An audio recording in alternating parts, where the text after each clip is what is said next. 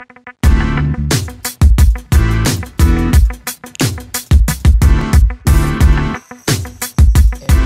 warahmatullahi wabarakatuh. Waalaikumsalam warahmatullahi wabarakatuh. Oke, saya ucapkan terima kasih dulu kepada teman-teman yang ada di rumah dan sudah login di aplikasi Zoom-nya. Semoga tetap sehat, jaga kesehatan, ya, cuci tangan jangan lupa.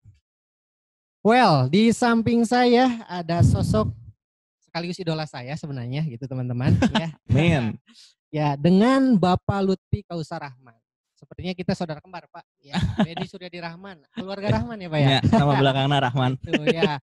Oke, mungkin teman-teman belum pada tahu siapa itu Bapak Lutfi. Bisa diperkenalkan dulu. Oke, Assalamualaikum warahmatullahi wabarakatuh. Oke, nama saya Lutfi Kausar Rahman, asli orang Tasik. Dari sekolah sampai lahir di sini. SMA di SMA Negeri 1 Tasikmalaya. Waduh, Oke, Seman Satas waktu itu. Lulus tahun 2005. 2005. Nah, tahun 2005 petualangan mulai berangkat ke Bandung. Alhamdulillah dulu dapat keterima di Unpad. Saya alumni Hubungan Internasional tahun 2005. Oh, 2005. 2005 kolotnya. Oke. Jadi gini Pak, sekarang ini kan bertepatan juga nih dengan tema kita ya, SNMPTN di tengah Covid. Nah, Ya. Flashback lah. Ya, Pak. Lutfi muda, berarti dulu pernah ikut juga Pak Oh, SNMPTN? iya. Dulu mah namanya ini Ben, UMPTN. UMPTN ya. Jadul ya, ujian masuk perguruan tinggi negeri. Saya masih ingat pisan waktu campur Sunda nggak apa-apa ya? Nggak apa-apa Pak, santai saja. Dulu tahun 2005 itu kasusnya BBM naik. Ya, BBM naik zaman Pak SBY kalau nggak salah. Dulu saya ujian tuh di SMP 12 di Bandung, deket IKIP, deket UPI, di Ledeng, sebelum Ledeng, Setiabudi. Kalau nggak salah. Isunya ngeri, dulu ngontrak kan kalau alumni SMA Tasik itu biasanya ada KMT, keluarga mahasiswa Tasik, Satas biasanya. Nah, dulu nginepnya itu di kontrakan teman daerah Kebon Bibit, deket ITB lah. Isunya tuh angkot mogok, wah deg-degan kan. Mau ujian angkot mogok, can usum Gojek. Dulu nggak ada Gojek, nggak ada Uber gitu. Ya, Nggak bawa motor juga ke Bandung, jadi ya ngenal ke nana angkot lah. Singkat cerita, tes, ujian, masuk Unpad.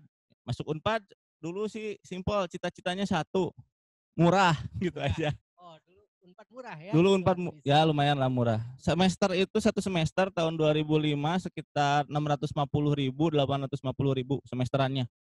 Itu dulu, tapi katanya sekarang lumayan juga ya. Nggak tahu sih berapa, cuman agak lumayan lah, nggak semurah dulu. Dan sekarang mah swasta juga bagus-bagus atuh. Bagus. Nah, jurusannya apa sih Pak kalau boleh tahu nih? Aku di Unpad Hubungan Internasional dulu. FISIP. Ya, nah mungkin sekarang teman-teman nih di rumah lagi mantengin nih jam 1 buat cek hasil SNMPTN pasti deg-degan.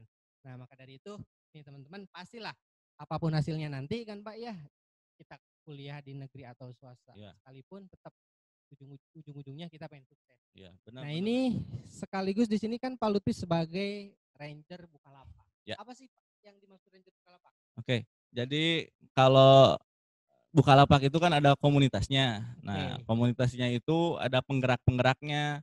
Gerakannya supaya apa? Supaya banyak orang merasakan manfaat dari jualan online. Oke, jadi dari sana kita disupport sama tim dari Bukalapak Pusat. Ada 9 orang kalau di Tasik. Salah satu yang paling besar lah. Anggotanya juga lumayan banyak kalau misalkan ada yang ikut-ikut kegiatan. Bahkan kita bisa nyewa satu ballroom hotel sendiri. Itu disupport sama Bukalapak Pusat. Itu udah lama belum join di Ranger Bukalapak nih? Jualan di Bukalapak lumayan ya. Saya dari tahun 2014 mungkin ya. Sebenarnya Ben kalau jualan mah online tuh baru tahun 2012 2014. Waktu saya kuliah di ITB ada dosen saya sebut nama aja ya. Ya, silakan. Pak Tonton misalkan. Pak Tonton itu masih cucunya Almaksum lah. Almaksum yang di Bandung. Sukses jualan online. Nah, dari sana saya tertarik juga nih belajar online. Tapi kalau sebenarnya jualan mah udah dari dulu saya. Dari dulu ya. Dari jualan brownies. Oh, brownies. Pernah. Jualan daster. Pernah. Parfum. Pernah. Tapi nggak pernah bisa bikin kue, nggak pernah bisa jahit gitu, tapi jadi jualan kue. reseller berarti ya? Iya, Gitu. rata-rata jualan barang orang lah, yang Ini udah bagus-bagus. kan banyak juga mungkin setelah anak-anak kelas 3 khususnya, mungkin ada yang pengen lanjut kuliah.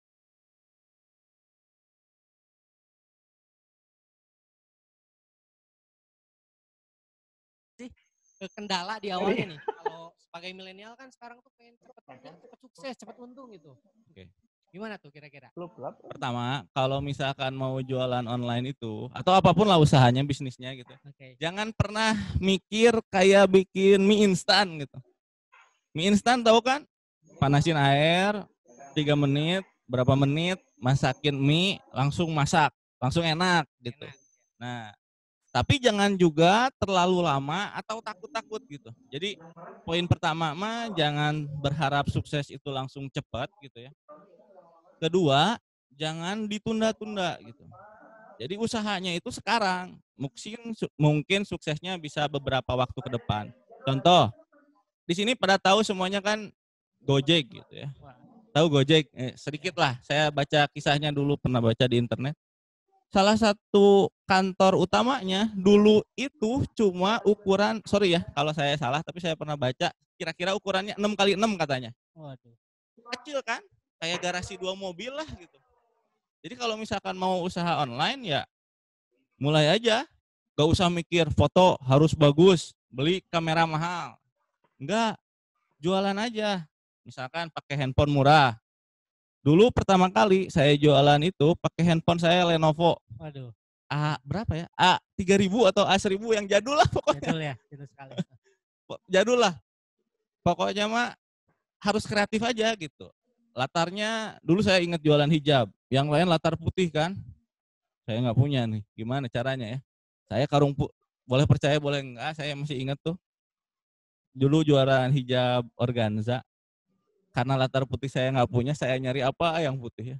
Karung bekas saya pakai, saya lap dulu ya, dirapih-rapih lah di dekor. Gitu. Tahu laku berapa pieces? Hampir 3.000 pieces dulu, cuman berapa bulan.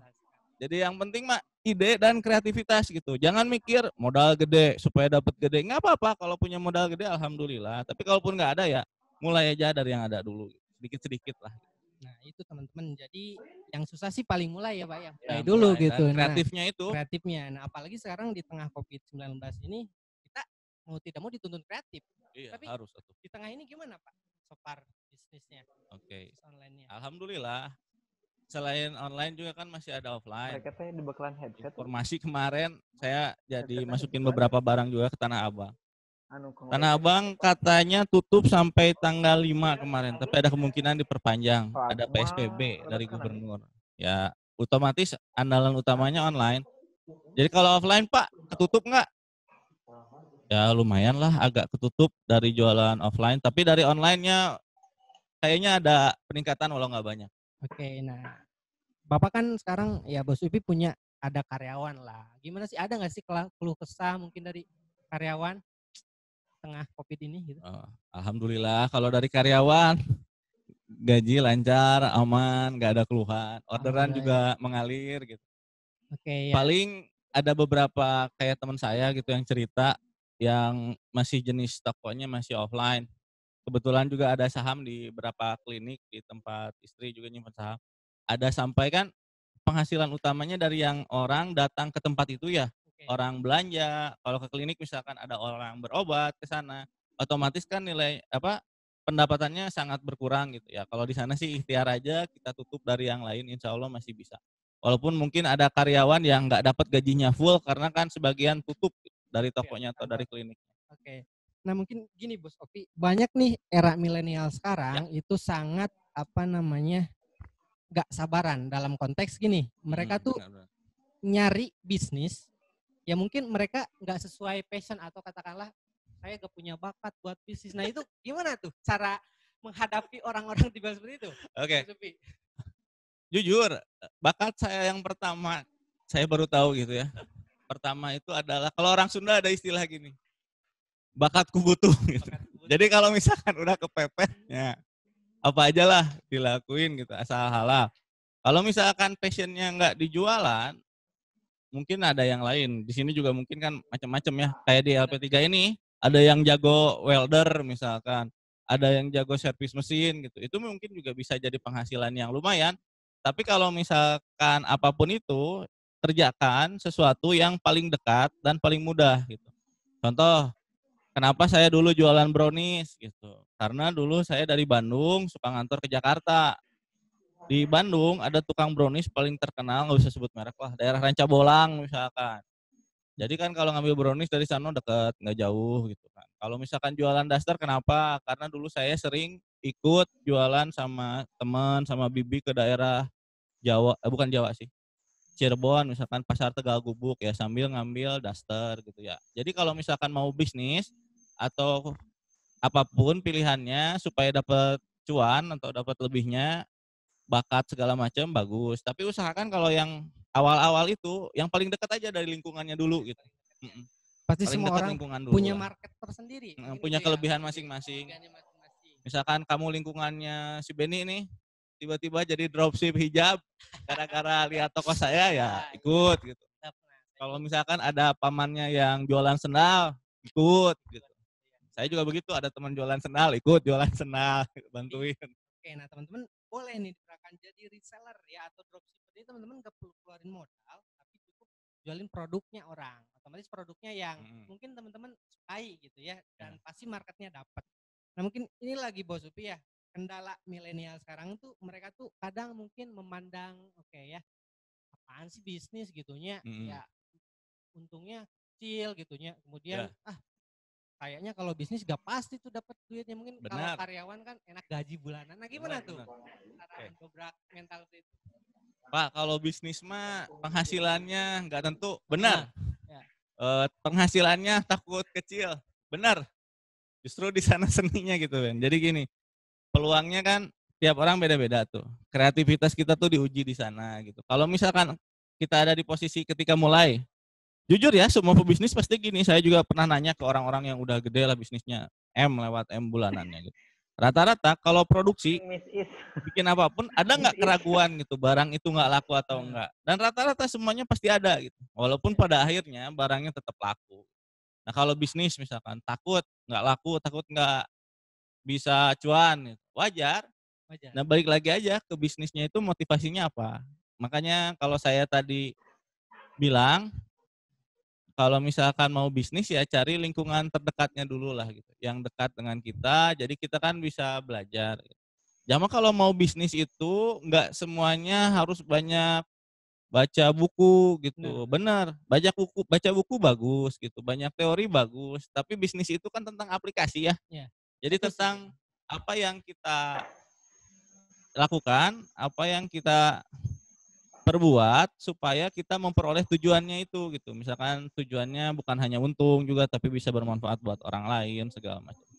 Jadi kalau misalkan mau bisnis ya cari lingkungan yang paling dekat dan langsung praktek gitu. Jadi punya ilmunya sedikit prakteknya ya. Punya ilmu sedikit punya praktek gitu. Jadi kalau misalkan cuman teorinya aja nggak dipraktekin. Oh iya satu lagi nih bagus. Saya dulu pernah ketemu sama Yusuf Kala. Ada yang tahu Yusuf Kala? Mantan Wakil Presiden Indonesia nih ya. Dulu ketemu Pak Yusuf Kala itu waktu di ITB, waktu di Sabuga. Ada nasihatnya begini nih katanya. Jadi kalau usahawan itu kan mirip saudagar. Saudagar itu orang yang punya banyak akal, punya banyak 1000 akal lah, mungkin lebih juga, banyak akal pokoknya. Nah kalau salah satu cara pengen belajar jadi usahawan itu gimana caranya? Kayak orang belajar berenang tahu? Nah, coba kalian kalau belajar berenang, coba lihat video di YouTube aja terus.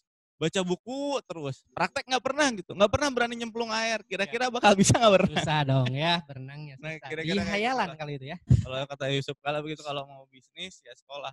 Dulu Yusuf Kala itu ngomong gitu di sekolah bisnis di ITB. Berani ya.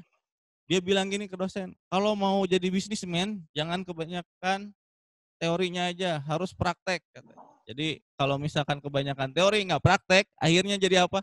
Jadi dosen bisnis. Bukan jadi bisnismen. Nah kalau di LP3I mah praktek juga, usaha juga, teorinya bagus nih. Jadi teman-teman bagus nih, ya. Di LP3I ya kita itu kuliah terus praktek, jadi nggak sekedar kuliah. Juga nih bagi teman-teman. Nah kembali ke Ranger Bukalapak nih, ada nggak sih mungkin kelebihan dari komunitas ini Ranger di Bukalapak gitu, dari komunitas-komunitas bisnis lain mungkin? Oke, kelebihan ya.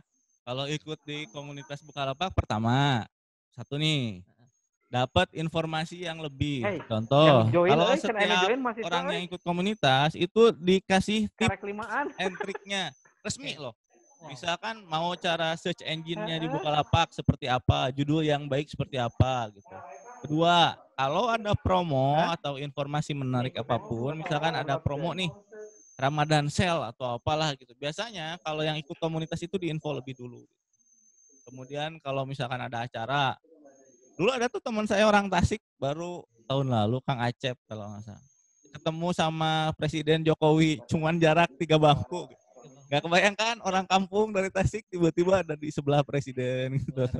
Gara-gara sebagai penjual UKM, kerajinan Raja Polah kalau Kang Ajab. Dan masih banyak lah yang lain-lain kalau ketemu CEO juga sering.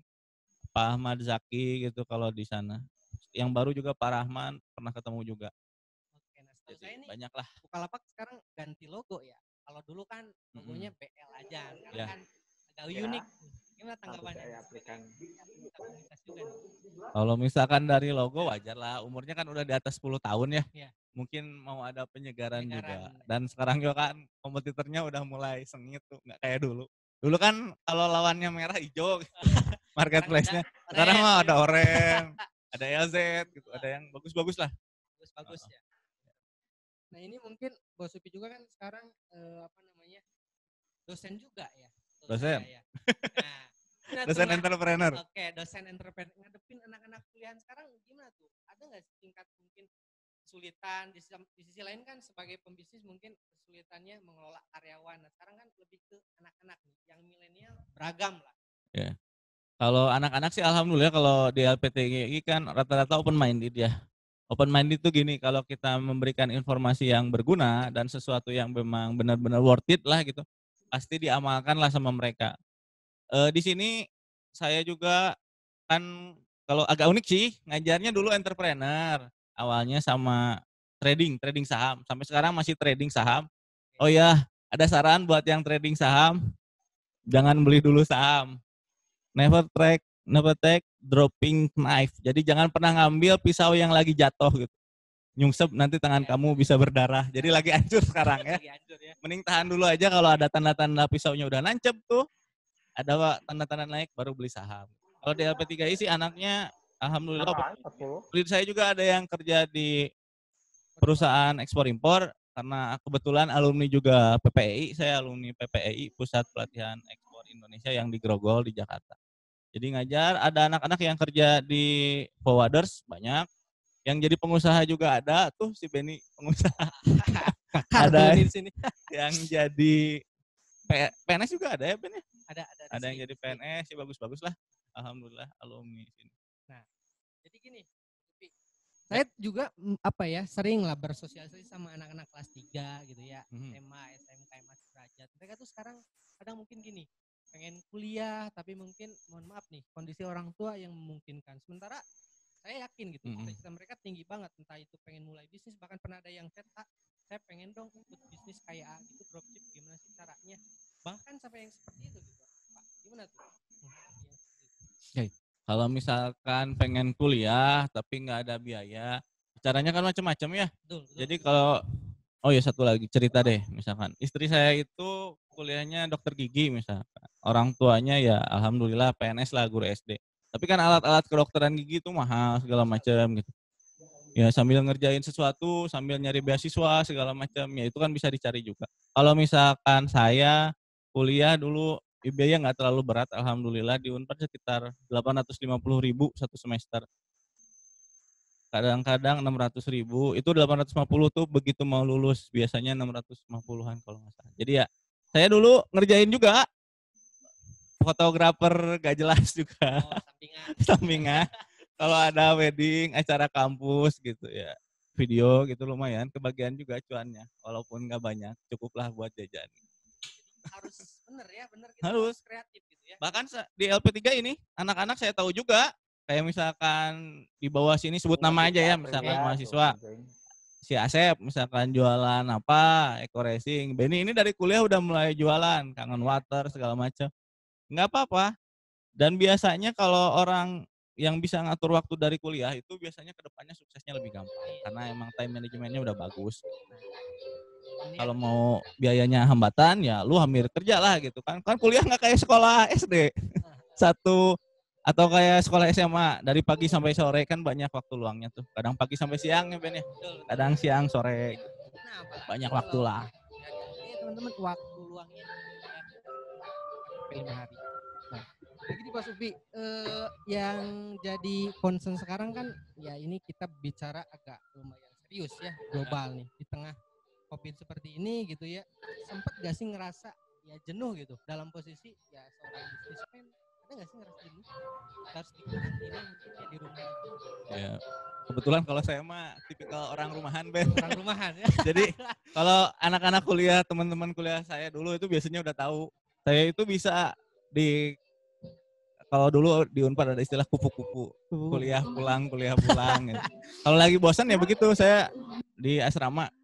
Jadi dari kampus itu asrama Poma namanya. Jadi kalau misalkan habis kuliah, kalau lagi bosan, pulang kuliah langsung di kamar main game gitu ya. Tapi teman saya juga dulu lagi musim point blank kalau nggak salah dulu PB, sampai ada yang kuliahnya telat gitu. Tapi saya sih nggak, alhamdulillah 4 tahun. Cuman kalau beres kuliah ya main game. Saya bisa seminggu nggak keluar, cuman kuliah namatin main game ya. Jadi sudah terlatih untuk diam di rumah. Tapi kadang-kadang bosan juga. Saya bisa seminggu atau 2 minggu nggak pulang-pulang Ben. Naik gunung misalkan dulu ke Semeru seminggu gitu. Atau nggak naik kemana naik gunung karena bosan gitu. Jadi orangnya aneh. Kadang lagi waktu di rumah lama seminggu gitu siap. Kalau misalkan lagi bosen di rumah terus naik gunung di hutan seminggu siap. Ini mungkin yang sekarang ya Kak, oh susah ketemu teman, mana ada perpisahan yang direncanakan tuh nggak jadi ya. Gimana tuh cara menghadapinya? Di samping mungkin ya bagi kita tuh ngerasa depresi banget sih. Oh bosen. Sebenarnya kalaupun bosen nggak ada kuota banyak sih yang bisa dilakukan gitu ya. Pertama mungkin ada yang hobi baca buku, yang melakukan hobinya lah. Ada yang hobi nanam cabai misalkan, ada juga. Atau yang baca komik gitu. Banyak yang bisa dilakukan. Belajar juga mungkin gitu kan. Kalau misalkan nggak belajar, pinjem buku ke perpus gitu segala macam. Nah kalau untuk saya misalkan yang tadi ya nyambung yang tadi masih COVID Pak, kalau COVID kerjaan keganggu nggak? Alhamdulillah enggak sih. Rata-rata kerjaan udah bisa di remote kan. Jadi data udah bisa dicek dari HP, dari laptop, udah bisa di remote. Walaupun harus ketemu orang, biasanya orangnya yang saya panggil ke rumah. Kecuali kalau emang perlu banget ada yang nanya, ini kain mau gimana, sampelnya begini, nah, saya baru datang. Jadi kalau misalkan kalian tuh di rumah nggak ada kerjaan, cobalah lakukan hobi. Misalkan bantuin ibu ngepel hobinya, dapat pahala tuh. Baca buku gitu ya, latihan jadi sosok kalau nggak ngisi motor. Oke ya.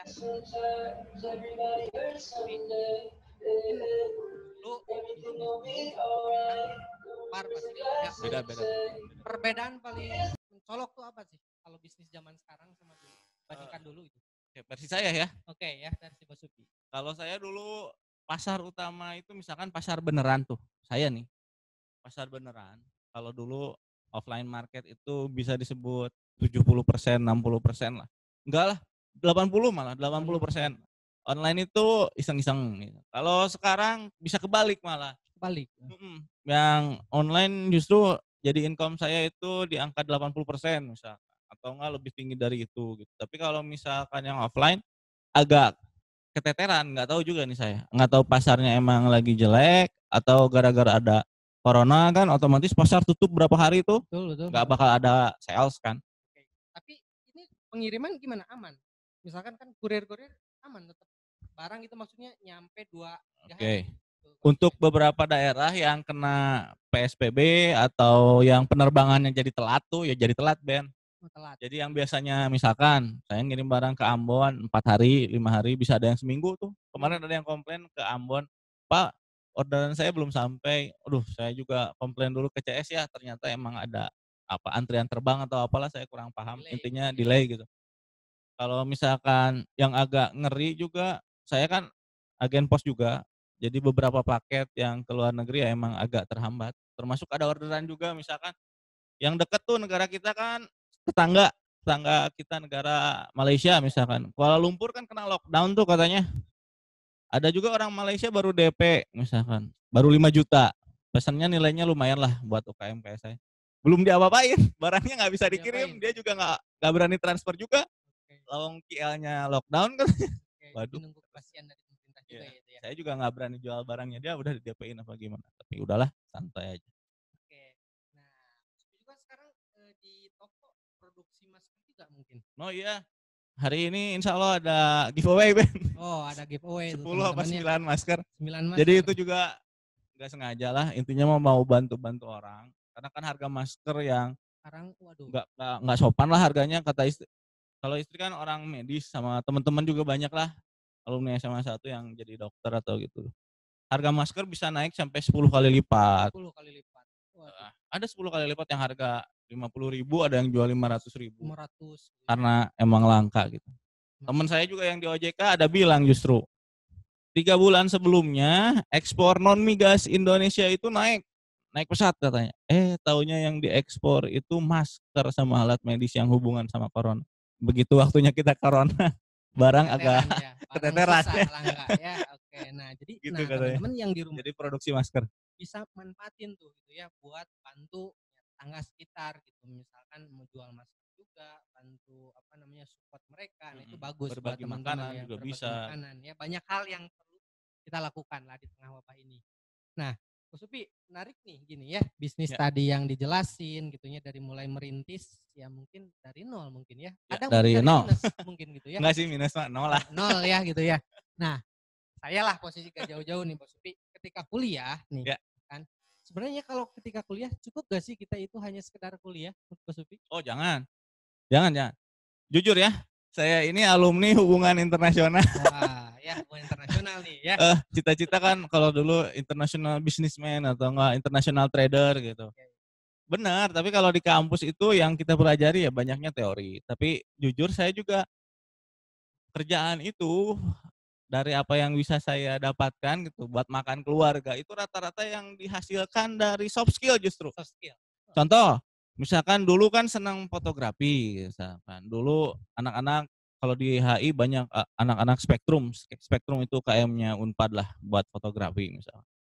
Itu teman-teman saya hebat-hebat tuh. Ada yang tahu Baim Paula, Ben? Oke, tahu. Nah itu fotografernya teman saya tuh. Itu. Ya, satu angkatan tuh. Baim Paula dulu waktu nikahan.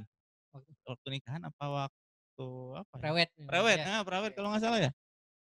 Prawet. Nah, jadi kalau misal saya juga panitia dulu diajak teman video syuting untuk ulang tahun Bandung. Itu berapa kali tuh jadi videografer gitu. Gimana cara ngambil video yang benar segala macam. Dulu pelatihan dulu dari orang TVRI apa-apa gitu dulu. Ya ilmu-ilmu yang gitu yang justru bikin saya bisa hidup gitu. Sama teman-teman juga gitu kan.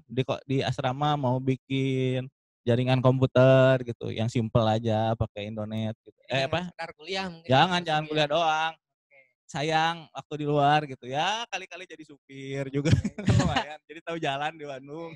Ini mungkin yang nonton juga ada juga nih yang dari luar Tasik. Misalkan tuh taruh kita sebut saja Pangandaran. Tapi pengen kuliah misalkan di Bandung. Otomatis tuh biaya hidupnya lumayan ada gitu. Gimana tuh biar istilahnya kita bisa bantu juga gitu. Tapi mungkin pas juga kan bisa sambil bisnis itu. Oke. Kalau misalkan wah enak sekarang mah tuh. Dulu aja kalau kadang-kadang kita mikir gitu.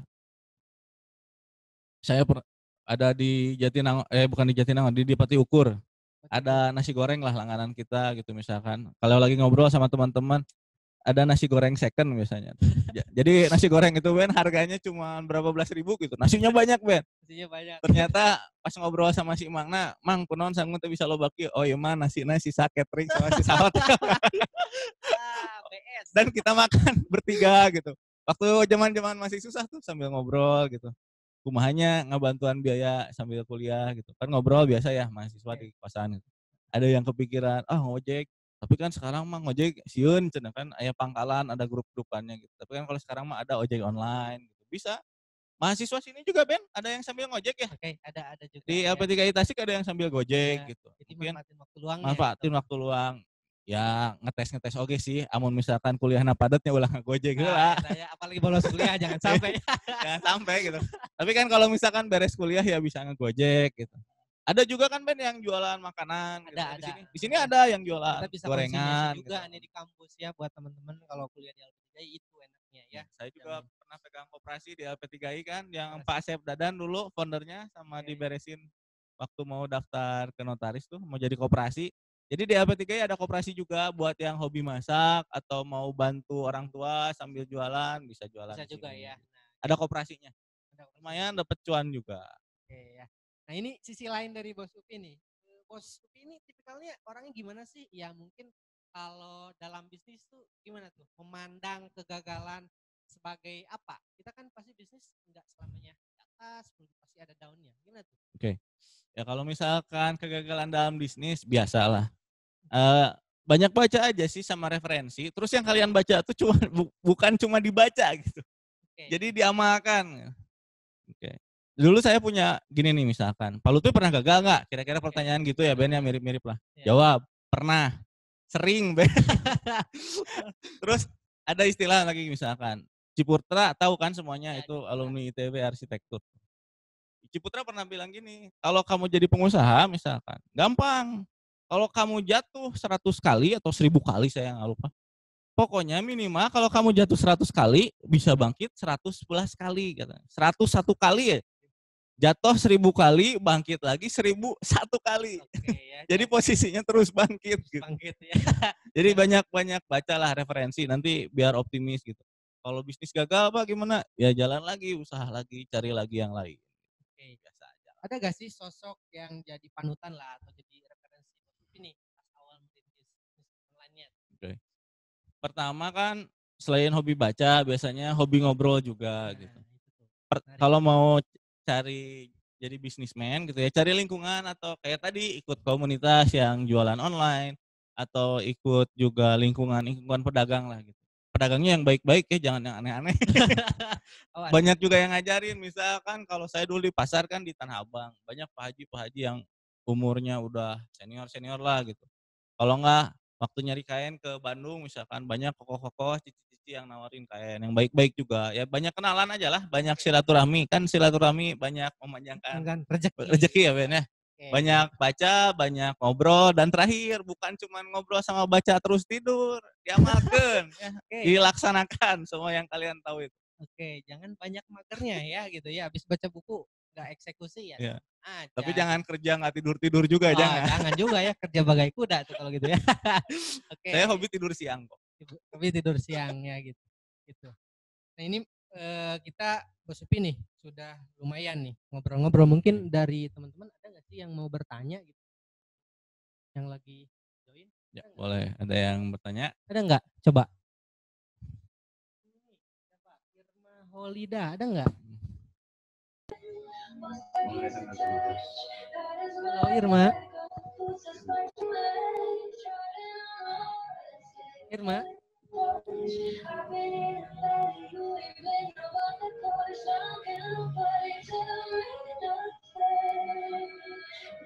Halo Irma, bisa dengar suara saya?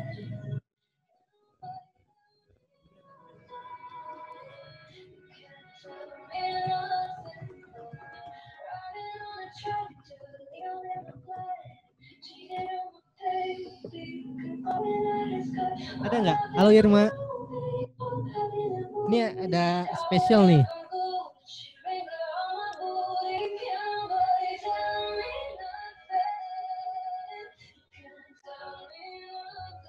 Halo Irma.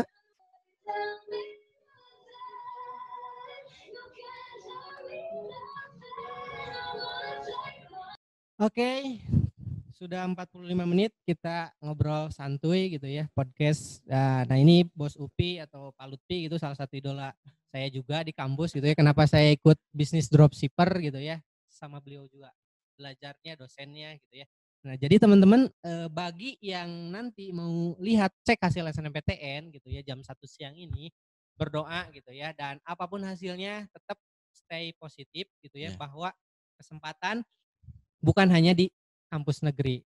Peluang bisa kalian cari dimanapun itu. Gitu. Mungkin ada pesan dari Bos Upi terakhir, Bos Upi? Oke, kalau jadi misalkan kalau tidak tembus SNPTN sekarang namanya SNMPTN dulu gitu ya. PMPTN jadi banyak peluang lah gitu, banyak kampus-kampus juga yang lain yang terbuka, yang bagus. Jadi bukan masalah kita kuliahnya di mana sih, tapi yang penting itu kan kita dapat ilmunya, kita manfaatinnya gitu. Pilih juga tempat yang bagus, yang reliable, fasilitasnya, kekinian, komputer segala macem gitu kan. Masa mau kuliah di tempat yang bagus gitu kan, kalau kuliah di tempat bagus kan pasti hasilnya insya Allah mudah-mudahan bagus juga gitu kan. Kalau di tempat kuliah yang kurang bagus sayang juga kan waktunya. Oh, Irma lagi ujian, sambil dengerin. Oh, luar biasa ya, meskipun sambil ujian Irma tetap dengerin podcast kita ya. Ada hadiah menanti buat Irma gitu ya, nanti bisa diambil ke kampus LP3 Tasikmalaya. Oke, podcast kita mudah-mudahan bermanfaat buat teman-teman. Terima kasih Bos Upi sekali lagi. Ya, Tetap sehat, sukses. Terima kasih teman-teman. Assalamualaikum warahmatullahi wabarakatuh. Waalaikumsalam warahmatullahi wabarakatuh.